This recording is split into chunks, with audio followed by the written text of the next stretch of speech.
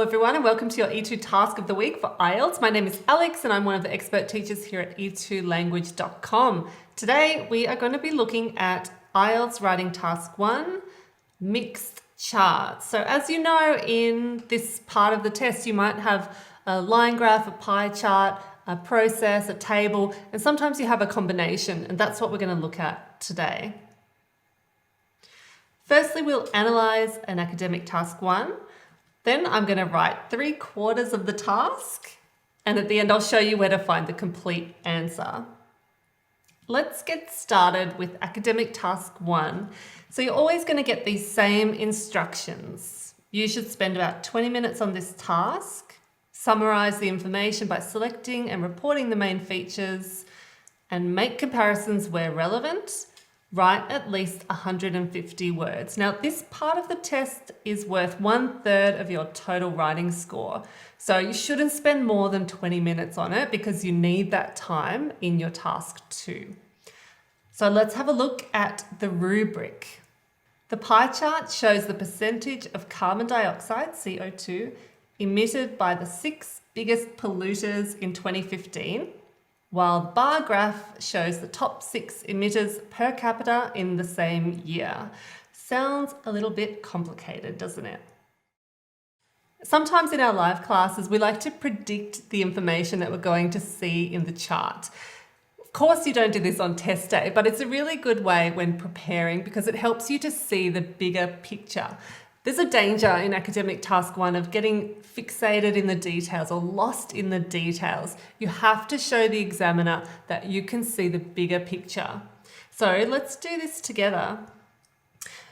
First of all, let's think about the 6 biggest polluters.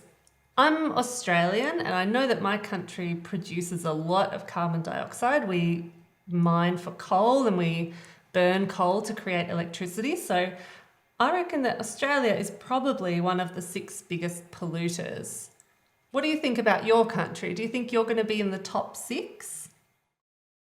So let's have a look at the graphs, and I've removed the country names here so that we can really focus on the important features. Let's start with the pie chart on the left. This is showing us the global carbon dioxide emissions in 2015, and it's in percentage. We can see the rest of the world produced 34% of the global amount. Here, this is one country, and it produced almost the same amount as this, probably dozens and dozens of countries. Which country do you think it was? Could it be Australia, or could it be your country? Another country down here also produced a very large proportion. Turning to the bar chart, now we're not looking at percentages here, we're looking at CO2 emissions per person in metric tonnes. That's why this goes up to 18 metric tonnes. And we're actually going to see the country's name. So this represents how much carbon dioxide the average person in that country generated in 2015. And we can see that 4 of the countries generated a very similar amount here. Do you think these countries were the same as these countries? Do you think this could be Australia or it could be your country? Well, let's have a look. And here is the full task. Now we can see that this country, which emitted 31% of the global emissions in 2015, was China, and the USA was second. So China produced the most, USA the second, and then the other big polluters were India, Russia, Japan, and Germany. In terms of emissions per person, however, Saudi Arabia was number 1. And this is interesting because Saudi Arabia was not among the highest emitters in the pie chart. We've also got Russia and the USA over here, which were in the pie chart. But Australia, Saudi Arabia, Canada, and Korea, South Korea, emitted a lot per person, but maybe not enough to put them in the top 6 of the global emissions. Now, of course, there are probably lots of reasons for that, lots of reasons why those countries emitted a lot. However, in task 1, we don't need to get into that kind of speculation. So we don't need to explain, we just need to describe. And we do that in 3 basic ways. This is how we structure the task one. We have an introduction where we reword the summary. Then we have a little paragraph for our overview where we describe the main trends, stages, or differences. And key features. So we present and highlight the important features here, and we use data like numbers or percentages. So in today's task, I'm going to write a key features paragraph for each of the graphs. Now, I should mention that there are a lot of different ways to put together your academic task one. At E2, we always follow the same structure because it just eliminates the decisions that you have to make on test day. You don't need to reinvent the wheel when you're writing an academic task one. But of course, there's a lot of information out there. It's easy to get overwhelmed. Just keep in mind that the examiners are marking your work according to criteria. There are some things that you have to do. For example, you have to give a clear overview and you have to include data. Besides that, in terms of the structure, there is some flexibility. It's up to you. Of course, we recommend following our structure because it's so simple. So let me show you how this task is going to go. I'm going to write the introduction first. And basically, that just involves rewriting the rubric up the top here in red. Now, it's a pretty complicated rubric and a fairly complicated pair of graphs. I'm going to write a really simple introduction for this one because the rest of my task will be quite complicated.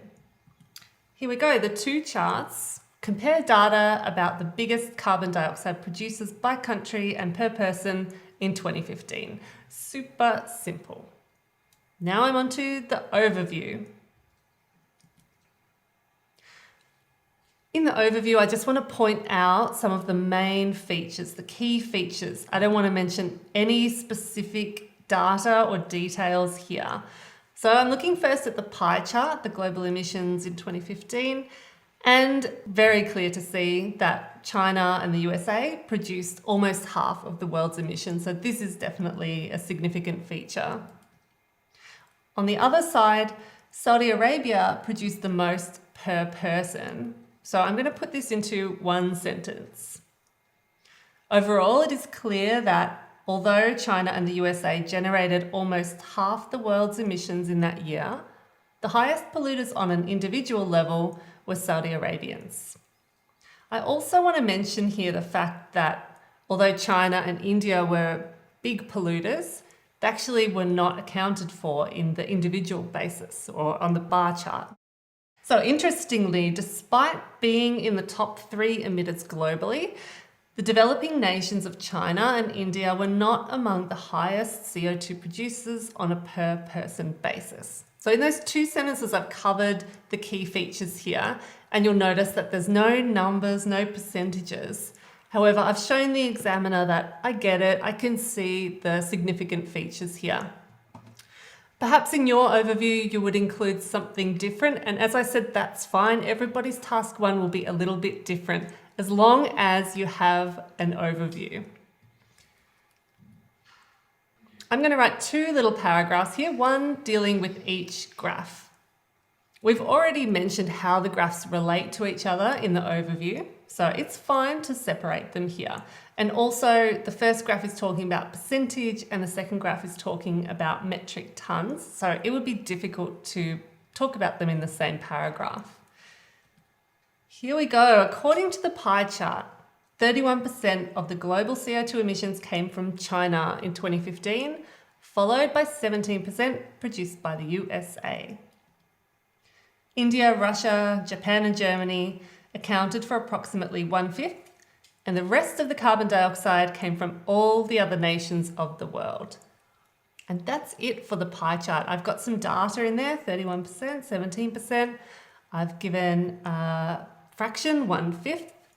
So there's no need to mention every single piece of data, but you do need some data. The final paragraph is going to deal with the bar chart. This is how I would begin that paragraph. In terms of the emissions per person, but rather than finish it off, I'd like to offer you the challenge. Can you write the rest of this task one in the comments section below? Use this sentence starter and finish it off. Remember to include data in your description. Of course, if you want to see my full sample, you can find it on our blog, blog.e2language.com, and you can download it there. So this is the 3/4 of the task one that we've written today. Have a go at finishing it off and see if you can comment on other people's and help them as well.